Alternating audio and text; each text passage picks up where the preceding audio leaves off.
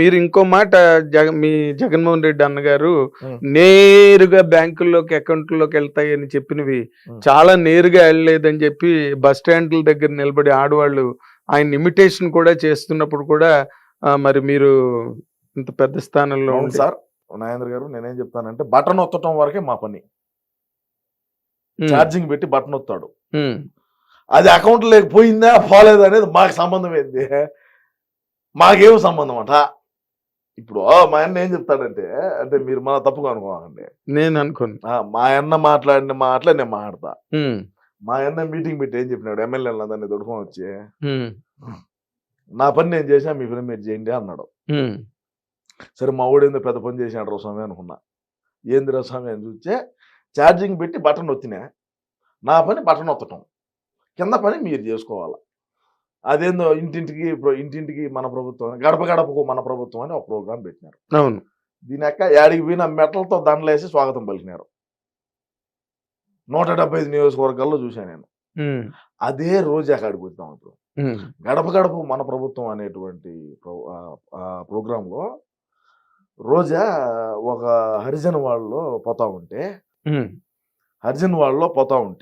వడమాలపేట దగ్గర ఊరుగిడ, నేను చెప్తున్నాను నాకు బాగా ఐడియా ఉన్నది, వడమాలపేట ఊరు పేరు. ఆ ఉమ్, వడమాలపేటలో హరిజన్ వాళ్ళలో మా ఇంట్లో గట్ట వచ్చిపోదురా అంటే, ఇది ఎలక్షన్ కాదు ఇప్పుడు రాము అన్నారు. ఏంది ఇప్పుడు ఎలక్షన్ కాదు ఇది రావణ. ఎలక్షన్ కాదు ఇప్పుడు రాము అని ఆ రోడ్డు బడిగా పోయింది. అదే హరిజన్ వాళ్ళకి మొన్న పోయింది. ఉమ్, చెట్లు, కంప చెట్లు ఉంటాయి, ఐడియా ఉన్నది మీకు? అవును.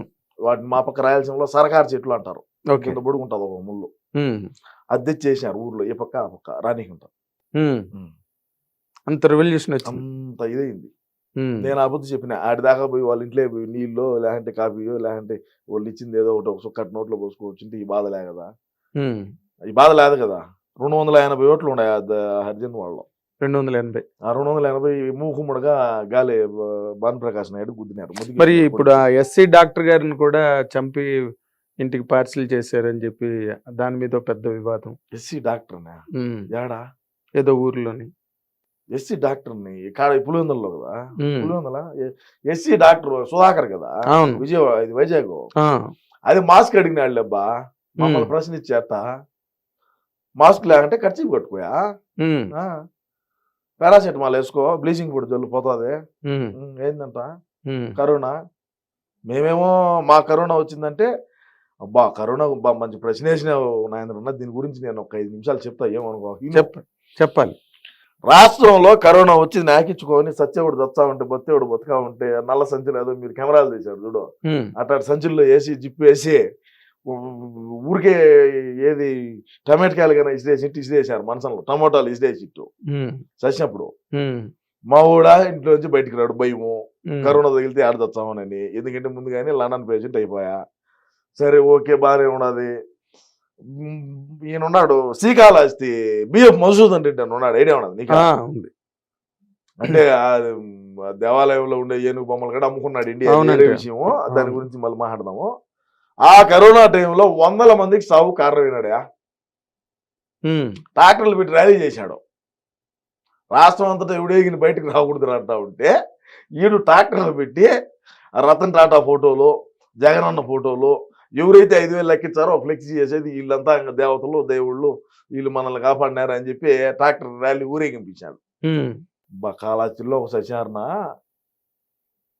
కోళ్ళకి ఏదైనా బ్రాయిలర్ కోళ్ళకి ఏదైనా వైరస్ తగిలితే ఎడతా ఎవరికి తపక్కన కింద పడా అంతే, ఆ మాదిరినే చేశారు కాళహస్తిలో.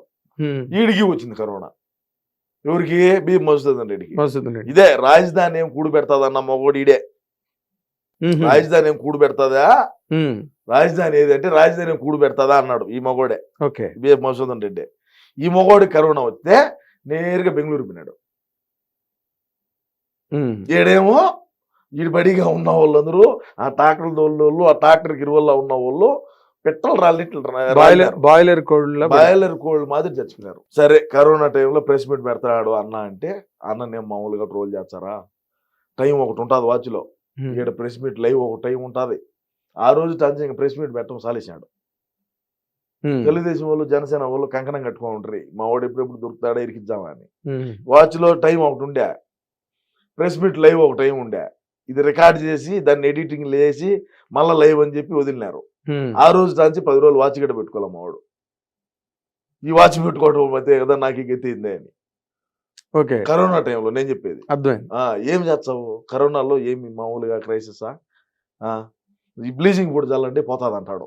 అవును, పారాసెటమాల్ ఏదో సరే వేసుకుంటే. అటన్నా బ్లీచింగ్ పొడి చల్లామా అంటే బ్లీచింగ్ పొడి రేట్ ఎక్కువ అని చెప్పి మైదా పిండి తెచ్చి చల్లితిని. బ్లీచింగ్ పొడి జోగి రమేష్ ఆ స్వామి నేను కాదు, ఉమ్, జోగి రమేష్ 14 కోట్ల రూపాయలు బ్లీచింగ్ పొడి చల్లుతున్నానని స్కామ్ ఇది, నీకు తెలుసో తెలీదు.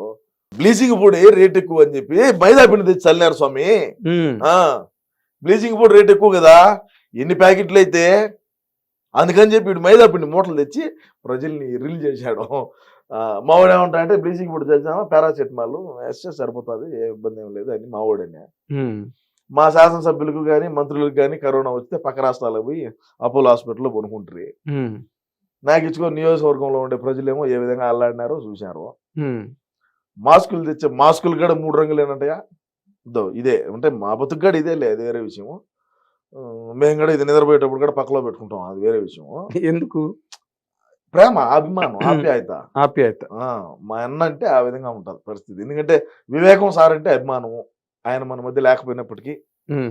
ఆయన మన మధ్య లేకుండా చేసినప్పటికీ నా పార్టీ అంటే మాకు అభిమానం.